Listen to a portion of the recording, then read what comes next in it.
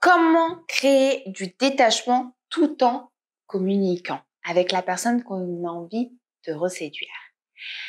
Bonjour à tous, j'espère que vous allez bien les amis. On se retrouve aujourd'hui pour une toute nouvelle vidéo YouTube sur ma chaîne Pouvoir de Séduction.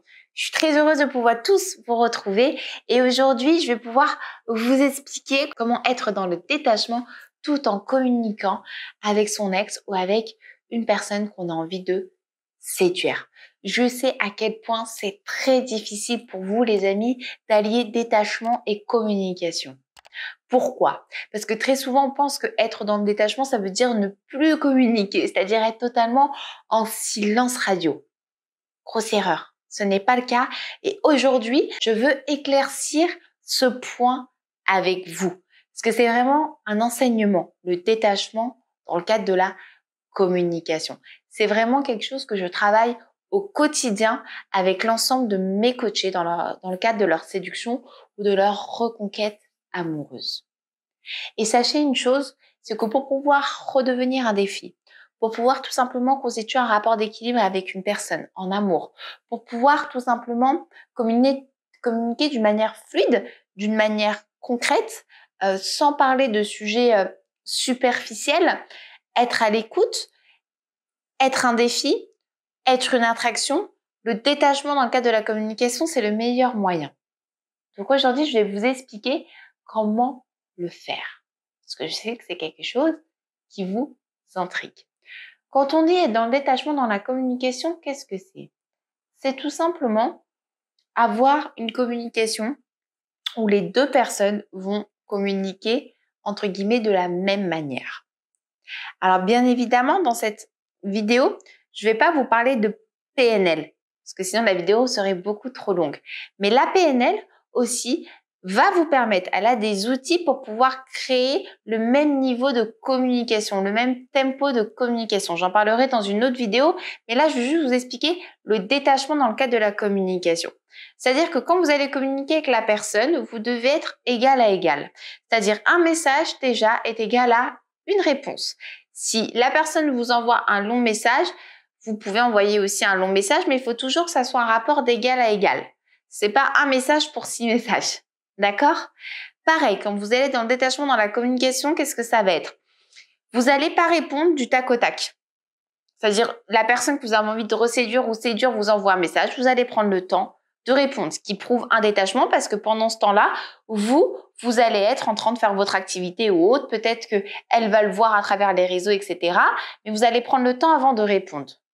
Pareil, pour pouvoir rester un défi dans une communication, vous allez pouvoir aussi surprendre la personne en l'appelant à un moment donné, sans forcément la prévenir, mais écourter l'appel, c'est-à-dire que l'appel ne doit pas durer plus de 15 minutes, où vous allez prétexter que vous avez quelque chose à faire pour laisser la personne sur la fin, sur 1, 2, 3, 4, pour laisser la personne sur sa fin en fait. C'est-à-dire que vous avez coupé un super bel échange, parce que vous êtes occupé ou vous devez faire quelque chose, tout simplement, ça va faire travailler l'esprit de la personne en disant « mais attends, je comprends pas, on passe un bon moment, là, il me dit qu'il a quelque chose à faire, mais qu'est-ce qui a pu être plus important que notre communication ?» Et c'est ça qu'on appelle le détachement dans la communication. Pareil dans les messages. Si à un moment donné, vous parlez une bonne partie de la nuit, mais qu'à un moment donné, vous répondez plus parce que vous répondez du tac au tac, à un moment donné, vous répondez plus pour répondre le lendemain que à partir du début d'après-midi, c'est important de le faire aussi. Pour pouvoir créer un manque ou peut-être aussi pour créer une réaction chez l'autre. C'est comme ça que vous allez pouvoir être dans le détachement et être un défi, même si vous communiquez. Et c'est pareil, pour pouvoir bien communiquer et donner l'envie à l'autre de vous répondre, posez toujours des questions ouvertes, les amis. Parce qu'à partir du moment où vous posez des questions fermées, vous vous tirez une balle dans le pied. Vous allez juste avoir un oui ou un non. Et donc après, pour pouvoir relancer, c'est difficile. Donc, questions ouvertes, prenez le temps de répondre, laissez un petit peu la personne sur sa faim, variez entre appel et message. Il se peut que, par exemple, cette femme avec qui vous êtes en phase de séduction vous envoie des messages et puis à un moment donné, vous décidez de plus répondre pour pouvoir la rappeler le lendemain parce que vous étiez occupé et prendre le temps d'échanger avec elle par téléphone. Ça va lui faire plaisir quand elle va vous avoir au téléphone. Ça va la rassurer parce qu'elle est en inquiétude dans le sens où vous ne lui avez pas répondu à son message. Et pour autant, vous la surprenez par la suite avec un appel. C'est comme ça qu'il va falloir un petit peu jauger les échanges en étant en communication avec du détachement. J'espère en tout cas que j'ai été claire dans cette vidéo. J'espère que cette vidéo vous aura intéressé et vous aura un petit peu plus éclairci sur cette notion de détachement dans la communication. Et je peux vous garantir qu'à partir du moment où vous arrivez à bien gérer ce détachement au sein de la communication, vous avez au moins atteint les 70% de chances de pouvoir reconquérir votre ex. Si vous y ajoutez en plus de ça de la PNL, ces fameux programmes neurolinguistiques, où il y a des méthodes, des outils pour vous aider davantage à bien gérer votre communication, je peux vous dire que là, vous allez pouvoir réussir une belle reconquête basée sur de la nouveauté avec une nouvelle relation durable dans le temps. Écoutez, n'hésitez pas si vous avez la moindre question à me laisser un petit commentaire juste en dessous, j'y répondrai vraiment avec plaisir.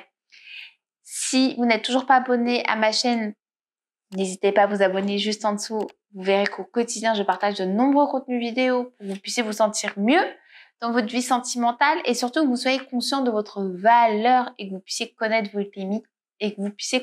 vos limites les amis. Donc n'hésitez pas à vous abonner. Je vous souhaite une super belle journée et je vous dis à très vite.